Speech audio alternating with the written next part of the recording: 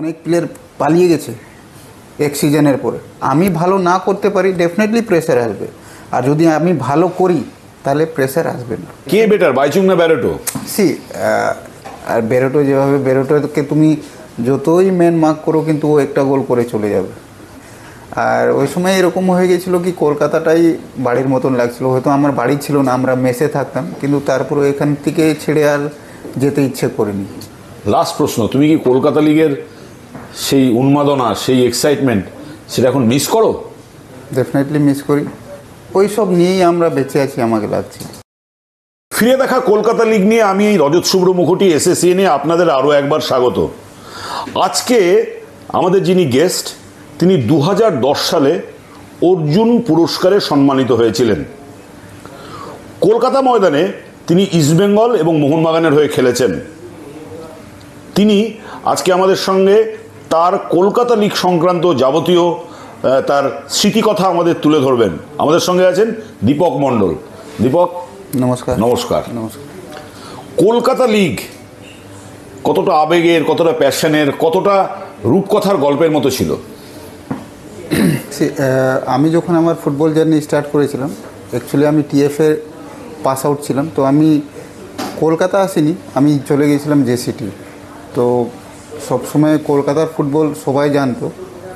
হ্যাঁ, 2 বছর পরে যখন আমি 2000 সালে যখন ইস্টবেঙ্গল জয়েন করেছি, তখন জিনিসটা বুঝতে পেরেছি কতটা কী আছে না আছে। তারপরে তো 5 ইয়ার্স কন্টিনিউ খেলার পরে জিনিসটা, মানে যে কলকাতা ফুটবলটা কী হয় ওটা বোঝা যায়। তুমি 5 বছর তুমি ইস্টবেঙ্গলে খেলেছো, মোহনবাগানে খেলেছো। কলকাতা লিগ যখন খেলছো তখন এক্সাইটমেন্ট কেমন ছিল, কতটা চাপ থাকতো? সবথেকে ডিফিকাল্ট প্রবলেম ছিল মাড গ্রাউন্ড কলকাতা লিগে। আর আমরা নিজস্ব হোম গ্রাউন্ডে খেলতাম। আর ওই গ্রাউন্ডে খেলা সত্যি খুবই চাপ থাকতো। কোনো ম্যাচ হারা যাবে না, আর হারলে রাত 11টা অবধি আমাদেরকে পুলিশের পাহারায় আমাদেরকে ক্লাব টেন্টে বসতে হতো। আর হয়েছেও জিনিসটা। কিন্তু ব্যাপারটা এটা ডেফিনেটলি একটা চাপের ব্যাপার আছে। কিন্তু হ্যাঁ, যখন সাকসেসটা পাওয়া যায়, এখানকার যে সাপোর্টার, ওদের যা ভালোবাসা, ওটা একটা আলাদা জিনিস আছে, আলাদা। ওটা বলেও বোঝাতে পারবো না। ওই যে ফিলিংসটা আছে, এখনও আমরা ফিল করি ওই জিনিসগুলো। তোমার সবথেকে সেরা স্মৃতি কি? তুমি ইস্টবেঙ্গলের হয়ে খেলেছো, মোহনবাগানের হয়ে খেলেছো। আমার আসিয়ান কাপ বলবো। ASEAN cup one of the greatest আমি বলবো। ইস্টবেঙ্গল হয়ে আমরা 2003-এ আমরা জিতেছি ওটা। একটা বাইরে গিয়ে, মানে ওখানে খেলে তারপরে চ্যাম্পিয়ন হয়ে এসেছি। ওই সময় আমরা যখন এয়ারপোর্টে যখন পা দিয়েছি, ওই সময় আমাকে লাগেনি কি কেউ ইস্টবেঙ্গল মোহনবাগান করছে। আমি সত্যি কথা বলছি, মোহনবাগান সাপোর্টারও অনেক আমাদেরকে ভালোবেসেছে, আমরা দেখেছি। আর ওই জিনিসটাই খুবই ভালো লেগেছে কি আমরা হয়তো ওই সময় ইস্টবেঙ্গল না, আমরা হয়তো ইন্ডিয়া রিপ্রেজেন্ট। এটা তো তোমরা যখন জাকার্তা খেলতে গেলে, আসিয়ান খেলে এলে 2003। আমি বলছি যে কলকাতা লিগ, সেই সময় কলকাতা লিগ হচ্ছে, ফেডারেশন কাপ আছে, তারপরে ধীরে আই লিগ আসছে, ডুরান্ড কাপ আছে। কলকাতা লিগের ইম্পর্টেন্স কতটা ছিল প্লেয়ারদের কাছে? যখন ফার্স্ট টুর্নামেন্টটা যখনই হয় না, যখন সিজন স্টার্ট হয়, তো কলকাতা লিগটাই ইটস মোর ইম্পর্টেন্ট থাকে আমাদের কাছে। আর এখানে প্লেয়ারদের তো থাকে একটা ক্লাবেরও একটা আলাদা আবেগ আছে। এখানে জিততেই হবে, কার সঙ্গে জিততে হবে, কি জিততে হবে ওটা পরের কথা, কিন্তু জিততে হবে। আর প্রতিটা ম্যাচই জিততে হবে। হয়তো আমরা হেরেছিও, ড্রও করেছি, কিন্তু তারপরেও আমরা, মানে ওই ফার্স্ট সেকেন্ড, ওই ফার্স্টেইটা দুটো টিমই তাই ভাবতো, ফার্স্ট ছাড়া আর কিছু ভাবা যেত না। তো ওটা একটা আলাদা একটা প্রেশার থাকতো জিনিসগুলো। আর আমি যে বললাম, আমরা সারা কলকাতা লিগ আমরা মাঠে খেলতাম, মাড গ্রাউন্ডে। আর যেটা খুবই ডিফিকাল্ট হতো, এত ডিফিকাল্ট হতো কি আমরা বলে বোঝাতে পারবো না। কিন্তু তারপরেও আমরা খেলতাম, কিছু করার ছিল না। মানে এত ভালোবাসা ছিল ফুটবল প্রতি বা ক্লাবের প্রতি। আর সাপোর্টার এইভাবে আসতো, প্রতিদিনই সাপোর্টার মানে ভরেই যেত। তো তুমি জেসিটিতে খেলেছো, ওই জেসিটির পাঞ্জাবের সেখানকার এনভায়রনমেন্ট, সেখানকার উন্মাদনা, সেখানকার, তার তুলনায় কলকাতার খেলতে আসার পর এটা কতটা ফারাক ছিল? জেসিটিতে ওইভাবে কিছু ছিল না। মানে সাপোর্টার্স, ওখানে লিগ হতো কিন্তু খুব ছোট ছিল, আমরা শুধু ওই সময় ন্যাশনাল লিগই খেলতাম আর ওটাই ছিল। আর জেসিটি থেকে আসা এটা এটা টোটালি ডিফারেন্ট ছিল। ডিফারেন্ট মানে আমার মনে আছে আমাদের কোচ ছিলেন সুখবিন্দর সিং জেসিটিতে। তো যখন শুনেছেন কি আমি চলে যাচ্ছি ছেড়ে, তো আমাকে অনেক বুঝিয়েছে, 2 दिन আমাকে যা বুঝিয়েছেন আমি আর কি বলবো। বলছে तुम वहाँ पे जा रहा है, वहाँ पे गाली छोड़ के बात नहीं होता है, मैंने वहाँ पे अगर तुम एक मैच हार जाएगा आदमी पत्थर मारेगा গালি দেগা, মানে অনেক কিছু আমাকে বুঝিয়েছে কি যাবে না ওখানে। কিন্তু আমার একটা ইচ্ছাও ছিল কলকাতা ফুটবল খেলার। আর ওই সময় আমি সিনিয়র ইন্ডিয়া করেছিলাম, ফার্স্ট অ্যাপিয়ারেন্স ছিল আমার সিনিয়র ইন্ডিয়া সাফ কাপ, আমরা চ্যাম্পিয়ন হয়েছিলাম গোয়াতে। আর ইচ্ছাও ছিল ইস্ট বেঙ্গল, তো ফার্স্ট ইস্ট বেঙ্গলই আমাকে অফার করেছে, তো আমি চলে এসেছি।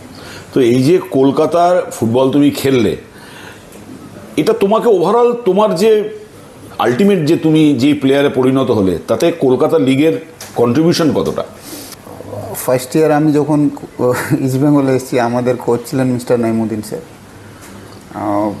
আমি শুধু শুনেছিলাম, কিন্তু যখন দেখে ওনার সঙ্গে থেকে it's very difficult to work with him. মানে ওনার যে সেশনগুলো ছিল সামহাও আমরা পার করেছি। কিন্তু হ্যাঁ, আমি যখন জেসিটিতে ছিলাম ওই সময় মানুষ চিনতো, কিন্তু খুব একটা চিনতো না। কিন্তু যখন ইস্ট বেঙ্গলে এসেছি আর ফার্স্ট আমরা ডার্বি খেলেছিলাম ম্যাকডোয়াল কাপ, ওই সময় একটা ম্যাকডোয়াল কাপ হতো। ফার্স্ট কলকাতা লিগের আগে ম্যাকডোয়াল কাপ হতো। তো ওপোনেন্ট টিম মোহনবাগানে ব্যারেটো ছিল, তো আমরা দুজনেই উঠেছিলাম ফাইনালে। তো নাইমুদ্দিন স্যার বলেছে আমি ম্যান মার্ক খেলবো, তো ব্যারেটোকে কে ম্যান মার্ক করবে। তো সামহাও আমি বলেছি না আমি করব। তো ওই একটা ম্যাচ আমি ওকে আটকে দিয়েছি, তারপর থেকে আমার জিনিসটাই, আমার লাইফটাই চেঞ্জ হয়ে গেছে। আমি ওই জিনিসটা কোনো দিন ওই টাইমটা আর ওই সময়টা আমি কোনো দিন ভুলবো না। আর ওই সময় ব্যারেটো মানে একটা আলাদাই ব্যাপার ছিল। হ্যাঁ, তো আমি ওকে আটকেছিলাম। আর ওই দিন থেকে মানে দীপক মণ্ডল আলাদাই হয়ে গেছে। তো এই যে দীপক মণ্ডল এত কোচের আন্ডারে খেললো ইস্টবেঙ্গল মোহনবাগানের এই দীর্ঘ সময়, কোন কোচ দীপক মণ্ডলের কাছে সেরা, কার গাইডেন্সে খেলা সব থেকে বেশি মনে হয়েছিল এবং কেন? ওই সময় যখন আমি এসছি, আমরা চেঞ্জ করেছি। সুভাষ ভৌমিক স্যার, আমি যখন জেসিটিতে খেলতাম ওই সময় ওনার সঙ্গে আলাপ হয়েছিল। ও বলছে বেটা তুম আ জানা মেরা পাশে, আমাকে বলেছে। এইভাবেই বলছে স্যার, কোনো সমস্যা নেই। তো যখন আমি ইস্ট বেঙ্গল এসেছি তো নাইমুদ্দিন স্যার ছিলেন, তারপরে সামহাও 6 মান্থের পরে মোনাদা চলে এসেছি ওনাকে ইয়ে করে। আর ওই বছর আমরা national league first year champion হয়েছি। তারপরের বছর আমরা স্টার্ট করেছি, কিন্তু খুব একটা ভালো রেজাল্ট করতে পারিনি কলকাতা লিগে। তারপরে ভৌমিক স্যার এসেছে। তো ভৌমিক স্যার এখন, নইমুদ্দিন আর ভৌমিকের মধ্যে পার্থক্য কী ছিল? আমি বলছি জিনিসটা। তো এখন ভৌমিক স্যারের জিনিসটা কি আছে, তুম মেরা বেটা সব মেরা বেটা, উনি ওইভাবেই রাখতেন জিনিসগুলোকে। ওনার যে ম্যানেজমেন্টটা এক্সিলেন্ট ছিল। আর জেসিটিতে শুধু এইটুকু কথা হয়েছিল কি তুমি তো ঝাড়খণ্ড কা হ্যায়, হাম ভি ঝাড়খণ্ড কা হ্যায়, তো আজা না ইস্ট বেঙ্গল আজা। আমরা হ্যাঁ স্যার হাম আয়েগা। কিন্তু যখন ইস্ট বেঙ্গলে নিয়ে এসে, আর ওই সময় আমার পায়ে চোট ছিল, হাঁটুতে লেগেছিল। তো উনি রিহেভ করিয়ে তারপরে তো ওই সময় আমার বেস্ট ছিল, আমাকে লাগছে ভৌমিক স্যার আমার জন্য যে করেছে, শুধু আমার জন্য না। ওই সময় যত প্লেয়ার ছিল আমাদের কাছে, আপনি হয়তো সবাইকে যদি ইন্ডিভিজুয়াল জিজ্ঞেস করবেন, কিছু না কিছু ভৌমিক স্যারের ওখানে আছে কন্ট্রিবিউশন, কিছু না কিছু। মানে ওটা আমরা বলতে পারবো না সামহাও। তো ওই যে আমাদের যে পারফরমেন্সের ব্যাপারটা, ওই সময় টিমটাও ভালো ছিল, কিন্তু টিম শুধু ভালো থাকলে হবে না, কোচ ওইভাবে থাকা উচিত। আর ওনার যে রোলটা ছিল, তাই জন্যই আমরা একটা ভালো রেজাল্ট পেয়েছি। কলকাতা লিগে যে সেই সময় দলবদল, সে দলবদল মনে আছে? হ্যাঁ মনে আছে। দলবদলের কোনো অভিজ্ঞতা, কতটা চাপ থাকতো? এর ফোন, ওই কর্মকর্তার ফোন, এই কর্মকর্তার ফোন। আমি ওই সময় ইস্ট বেঙ্গল ছাড়া কিছু ভাবতাম না, এইটাই সত্যি কথা। ওটা কারণও ছিল, নিতুদা ছিলেন আর ভৌমিক স্যার তো ছিল। ভৌমিক স্যার পরে এসছে, কিন্তু নিতুদাই একটু আমার সঙ্গে খুব ক্লোজ ছিল ওই সময়। এসছিল পাশের একটা ক্লাব থেকেও কোথায় এসেছিলো, খুব ভালো হয়েছিল জিনিসগুলো, কিন্তু তারপরে আমি যাইনি। আর ওই সময় এরকম হয়ে গেছিলো কি কলকাতাটাই বাড়ির মতন লাগছিলো, হয়তো আমার বাড়ি ছিল না, আমরা মেসে থাকতাম, কিন্তু তারপরে এখান থেকে ছেড়ে আর যেতে ইচ্ছে করিনি। তারপরে 4-5 বছর পরে পা ইঞ্জুরি হয়েছে, দেন মাহিন্দ্রা আমি চলে গিয়েছিলাম 1 বছরের জন্য। আচ্ছা, একটা কথা বলো তো, তুমি তো ওই কলকাতায় এত সাকসেসফুলি খেলেছো, তো সফল ডিফেন্ডার সেই সময়, কোন স্ট্রাইকার বা অ্যাটাকে যারা মানে কোন স্ট্রাইকার বা মিডফিল্ড কাদের তুমি সেরা মনে করো যাদের বিরুদ্ধে তুমি খেলেছো? ওই সময় অনেক ডিফারেন্ট প্লেয়ারের ডিফারেন্ট কোয়ালিটি ছিল। ওয়ান অফ দ্য আমি বেস্ট বলবো ব্যারেটো এগেন্সেই আমি খেলেছি। আর ওই সময় ছিল কিছু ইন্ডিয়ান প্লেয়ারও ছিল, অসীমও বসে আছে, অসীম। আমি যখন ইস্ট বেঙ্গল খেলি ও মোহনবাগানে এসেছিল, ও তো মানে আমি আর মহেশ খেলছি, আমার মনে আছে বিখ্যাত স্পিড আর ওর হেড আছে। আমার থেকে খুব বেশি ভালো ওর জাম্প আছে মহেশের। তো আমি দেখছি এমনি দাঁড়িয়ে আছি, একটা বল এসছে, তো মহেশ উঠেছে, মহেশের মাথায় উপর থেকে ও মেরেছে, আমার ছবিও আছে, ওটা আমি দেখছি। তো কিছু কিছু প্লেয়ার থাকে। আর বেরোটোকে তুমি যতই ম্যান মার্ক করো, কিন্তু ও একটা গোল করে চলে যাবে। আমি সারাক্ষণই লেগে থাকতাম। বাইচুং, আমি তাই বললাম, কে বেটার, বাইচুং না ব্যারেটো? আমি আগেও বললাম, এটা ডিফারেন্ট আছে, ওদের আলাদা আলাদা কোয়ালিটি আছে। বাইচুং ভাই ইন বিটুইন যে গোল মাউথের সামনে ইটস ভেরি ডেঞ্জারাস। আর ব্যারেটো সারা মাঠ জুড়ে খেলে, ওটাও ওনাকে ধরার খুবই ডিফিকাল্ট। দীপক মণ্ডলকে যদি একজনকে চুজ করতে বলা হয় বাইচুং আর ব্যারেটের মধ্যে, দীপক কাকে করবে? না, আমি দুটোই খুব ভালো প্লেয়ার বলবো, আমি দুটোই দারুণ player, one of the best আমি বলবো দেখা আমার লাইফ টাইমে।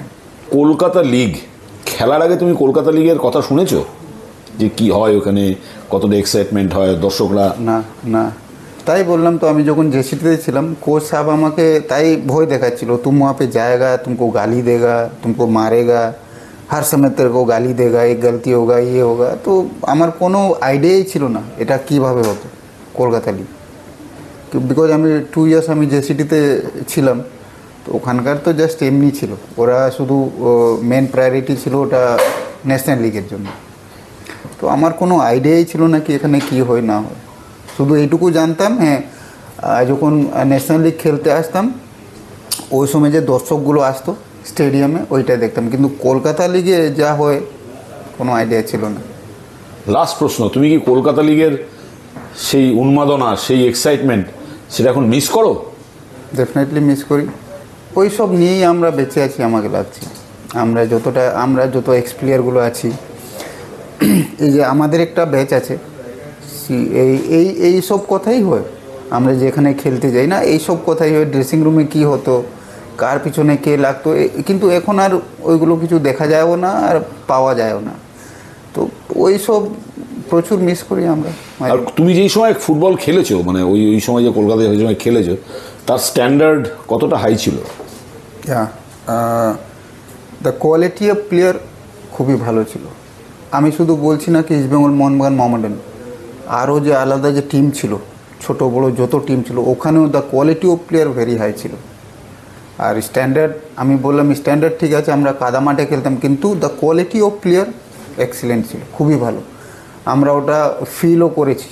আমরা যদি মাঝে মধ্যে এইভাবে হয়েছে, একটা গোলও মানে দিয়ে শান্তি হতো নাকি যে কোনো মুহূর্তে ওরা ড্র করতে পারে, তো আমাদেরকে 3-4 গোল দিয়ে রাখতে হতো, because the quality of player ওপোনেন্টের। আর প্রতিটা টিমে এত ভালো প্লেয়ার ছিল, বাঙালি প্লেয়ার স্পেশালি।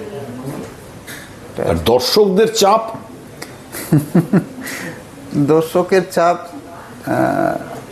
এখন আমি যখন কলকাতায় এসেছি, আমি একটা জিনিস ভেবে এসেছিলাম, আমাকে অনেকজন অনেক কথা বলেছিল এখানে প্রচুর প্রেশার আছে। আমি বলেছিলাম যদি আমি খেলতে পারবো তাহলে আমার কাছে প্রেশার থাকবে না, আর যদি আমি না খেলতে পারি দেন দর্শকরা গালাগালি করবে, অফিসিয়ালরা প্রেশার দেবে। তো এটা আমার উপরে আছে, আমি কতটা নিজেকে ভালো করে রাখতে হবে জিনিসটা, আর ভালো করে খেলতে হবে। আর ওই জিনিসটাই আমি ওইটা লক্ষ্য রেখেই আমি স্টার্ট করেছিলাম কলকাতা লিগ। আর ফার্স্ট টুর্নামেন্টই ফার্স্ট ম্যাচই আমরা এফসিআই সঙ্গে খেলেছিলাম, আমরা জিতেছিলাম ইয়েতে ম্যাকডাউল কাপে। তো আমি ওইটাই ভেবেছিলাম কি যদি আমি ভালো না করতে পারি ডেফিনেটলি প্রেশার আসবে, আর যদি আমি ভালো করি তাহলে প্রেশার আসবে না। মানে আমি অ্যালভিটোর সঙ্গে কথা বলছিলাম, অ্যালভিটো আমি বললো কলকাতা লিগ যে খেলতে পারে সে পৃথিবীর যে কোনো লিগ খেলতে পারবে। এই কলকাতা লিগ খেলতে আমি দেখেছি অনেক প্লেয়ার পালিয়ে গেছে এক সিজনের পরে। এক সিজন কি 2-3টে ম্যাচ ও যদি স্টেডিয়ামে বসে, ইস্টবেঙ্গল স্টেডিয়ামে বসে দেখেছে ছেলেটা, তারপরে পা মাটিতে ফেলতে পারিনি ও, বলছে না হামকো ঘর জানে, হাম जो লিগ से हम वहीं पे चल जाएगा। তাহলে ভাবুন আপনি এতটা টাফ ছিল, এতটা টাফ ছিল। তো এইরকম আমরা অনেক প্লেয়ার দেখেছি, এসছে চলে গেছে, আবার এসছে চলে গেছে, কিন্তু যে খেলতে পেরেছে থেকে গেছে, এই জিনিসটা এটাই আছে। থ্যাংক ইউ আমাদের সঙ্গে কথা বলার জন্য Deepak, thank you very much.